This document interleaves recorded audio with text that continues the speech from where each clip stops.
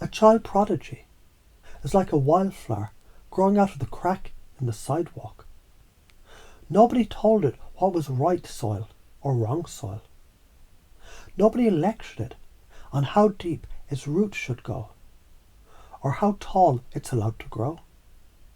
It just drank the rain, followed the sun, and bloomed the way life intended. That's raw genius, unencumbered curiosity, raw enthusiasm, and unfiltered experimentation. Now picture what happens when society gets hold of that flower. School says, no, grow straight, not sideways. Your petals should be red, not yellow. Stop reaching for the sun in that way. There's a curriculum for that. Parents say, be careful. Don't stand out too much. Culture adds, that's weird, that's wrong. That's the indoctrination trap. And so the child stops blooming wild and starts bending itself into shapes that fit the planter box. Here's the brutal truth. The trauma and conditioning, they're not accidents. They're part of the operating system of society. But like old software, it's buggy as hell. It teaches false dichotomies, right or wrong, success or failure, smart or stupid.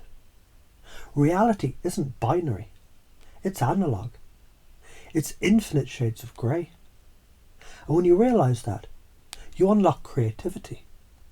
You stop living in a prison of polarity and step into a playground of possibilities. Failure isn't failure, it's feedback. Like a video game, every time you die, you respawn smarter. Rigidity isn't safety, it's suffocation. Like wearing a suit of armour in a swimming pool, it keeps you safe until you drown. Trauma isn't just damage, it's compressed wisdom. It's the coal that under pressure becomes a diamond if you reframe it. The big picture, creativity is survival. Evolution itself is just trial and error, writ across millennia. Without risk and experimentation, we'd still be algae. Jump down. In your daily life, creativity means testing new morning routine, trying an unusual spice in dinner, writing a sentence in a way you've never written before. The big picture, the prodigy mindset, is humanity's future. If children were never crushed by rigid systems, we'd have generations of polymaths by default. Right now for you, it might just mean drawing a doodle without judging whether it's good or bad. Neuroscience tells us the brain thrives on novelty and play. Dopamine isn't about reward, it's about curiosity.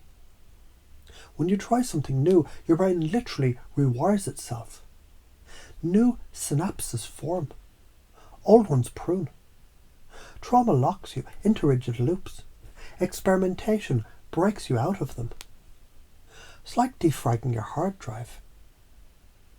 If you don't do this, you'll stay locked in a cage built from other people's shoulds. You'll keep mistaking safety for freedom and approval for love. Your genius withers. But if you do this, you become ungovernable in the best way. Fear stops running the show. You start playing with reality instead of obeying it. And genius, your inner prodigy, reawakens. And as you hear these words somewhere inside you, you already remember times when you tried something new, curious, playful, carefree. Like when you were a kid stacking blocks sideways, just to see what would happen. And as you remember that, you can notice you already know how to do this. You've always known. And the more you recall those moments, the easier it becomes to realise there never was failure, only feedback.